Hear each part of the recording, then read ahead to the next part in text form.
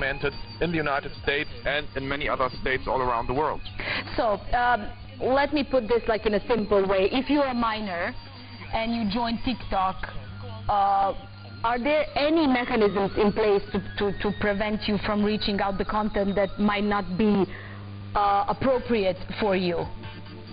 Yeah, I think this is definitely a big problem because TikTok has not a real content control, and this is also why the platform has faced significant scrutiny regarding the handling of minors' data, and while the platform has implemented some really low-level safeguards, concerns remain about the extent and nature of this data collection, and this is also why critics argue that TikTok collects not only excessive amounts of user data, but also collects data of very sensitive people here, and children's personal data is particularly worthy of protection, and so far TikTok has really done too little in terms of the transparency of decisions, information and algorithms on the platform to inform particularly vulnerable user groups about the risks.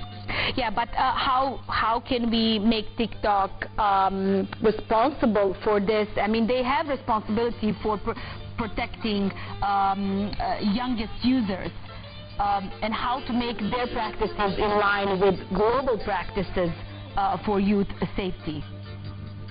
Yeah, so generally speaking, TikTok has a significant responsibility to protect its youngest users. So while they have implemented some safeguards, as I mentioned, concerns remain about the adequacy of these measures, and critics argue that data collection practices are overly broad, and the platform's algorithm may inadvertently expose minors to harmful content and influence also their behavior in negative ways, and whether TikTok's current measures align with global best practices for youth safety remains definitely a subject of ongoing political debate, societal debate and scrutiny.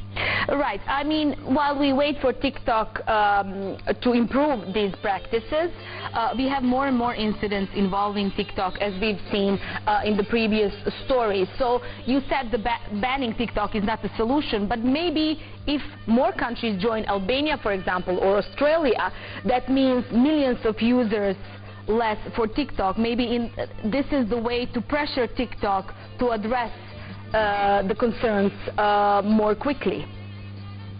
Yeah, this can definitely be the case, but to effectively protect young users, parents should also engage in conversations about online safety. It's not about only the regulator, and they should also set clear limits on screen time, monitor their children's online activity, and possibly utilize parental control features.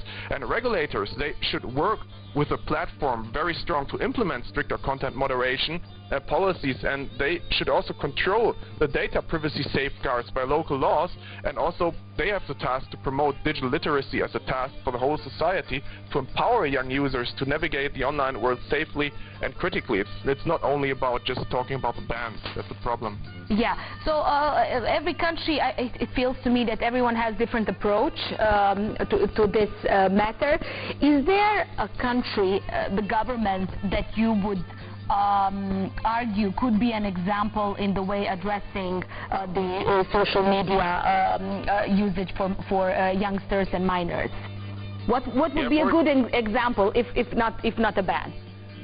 Yeah, so for example, in the European Union, there's a relatively strong platform regulation which is called the Digital Services Act, and this platform regulation requires for concrete questions and transparency methods, for example regarding the algorithms of these platforms, and they have to monitor the practices and they have to work very closely with the cooperative authorities in the respective member states. And this could be one approach to say we need more control about the platforms, we need more control about the content on the platforms without banning it completely.